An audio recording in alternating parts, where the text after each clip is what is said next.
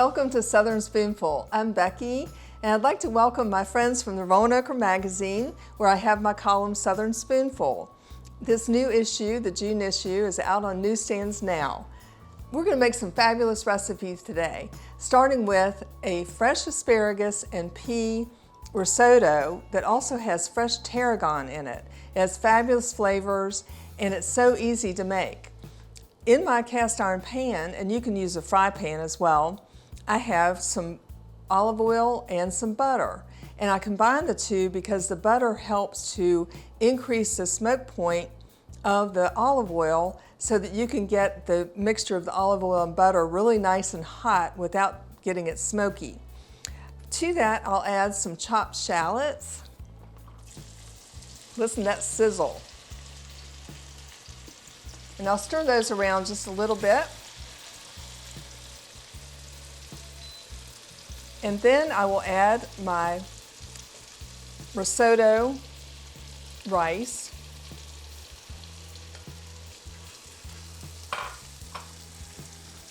And I'll let that absorb all of the lovely olive oil and butter. And then I'll start to add my seasonings, which is just some salt and some pepper. And I like to use peg salt. That's locally made in Stanton. And it's a lovely little finishing salt. Then I'm going to add some chicken stock, or you can use vegetable stock as well. And we're going to let that absorb into the rice. And while that's cooking, I am going to go to my blender, and I'm going to make a sauce that we put into the risotto. So I'm going to add some fresh cream, and then some green peas, nice little sweet peas, and some Alouette herb cheese, which is a soft, spreadable herb and garlic cheese. Gives it some nice herby flavor. And my fresh tarragon.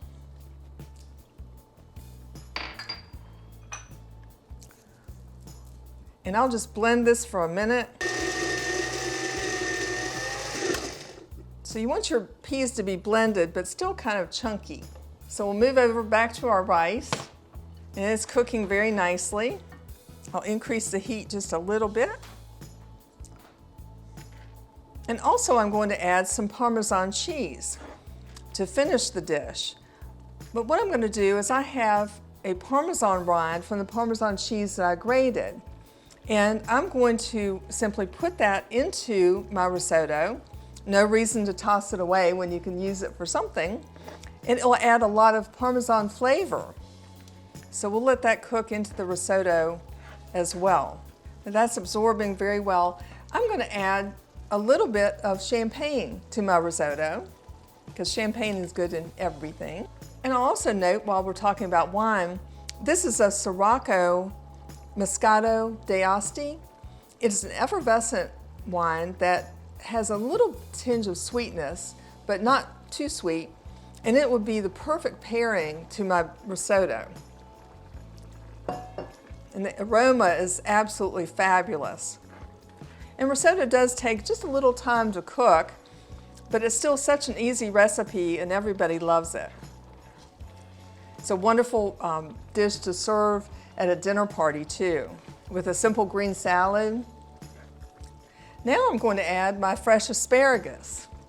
And I just cut the asparagus into little pieces. Asparagus is so nice in springtime, in the summer.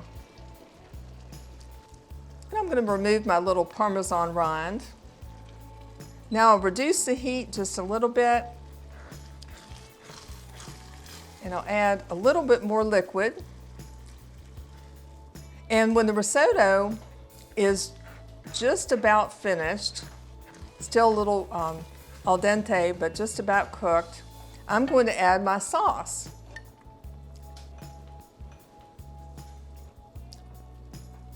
This is such a pretty, pretty color. So springy. And that will stir into my risotto. and just make this most beautiful dish. I just love serving my guests this beautiful risotto. And you can serve this in a shallow soup bowl is the best way to do it, with a spoon. Now I'm going to add my Parmesan cheese.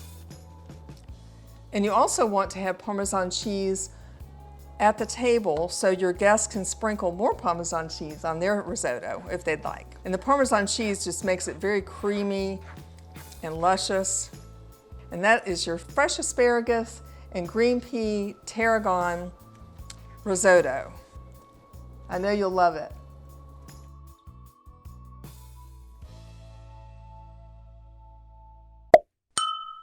I am so excited to show you how to make one of my favorite cocktails. And it's my favorite for a lot of reasons. It's called an English garden cocktail. I just love the name and the ingredients that go in this lovely cocktail. I'm going to take some fresh mint from my garden. I just picked it this morning. And I'm going to muddle the mint a little bit in a cocktail glass.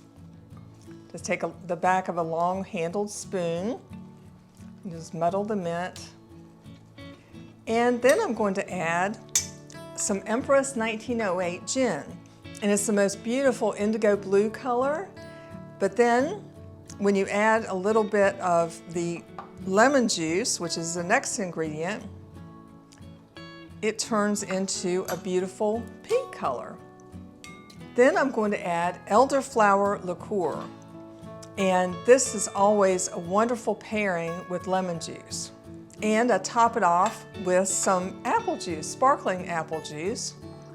Goes right on top, along with some crushed ice. And one of the things I like the very best about this cocktail is the garnishes. I use everything just like it would be in an English garden. A fresh strawberry and a little wedge of lemon and some fresh cucumber. You can use that as a little stir stick too.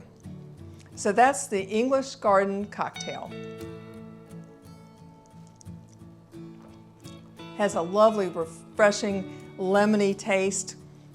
So I know you'll enjoy this cocktail. Cheers.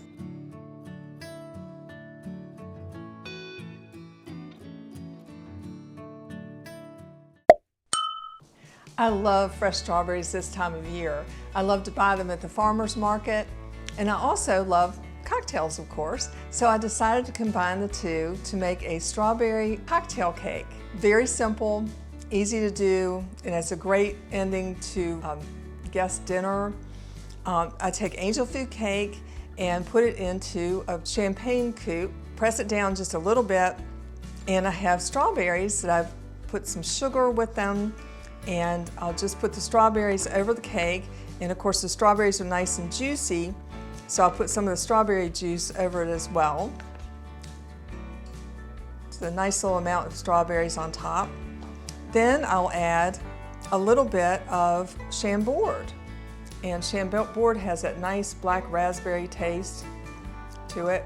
Then I'll put some more cake on top, and I sprinkle it with a little bit of sugar to make everything nice and sweet. Then some whipped cream to make it all nice and fancy. And I'll top it with a nice fresh strawberry. And that makes a beautiful little summer dessert. That's a strawberry cocktail cake. Cheers.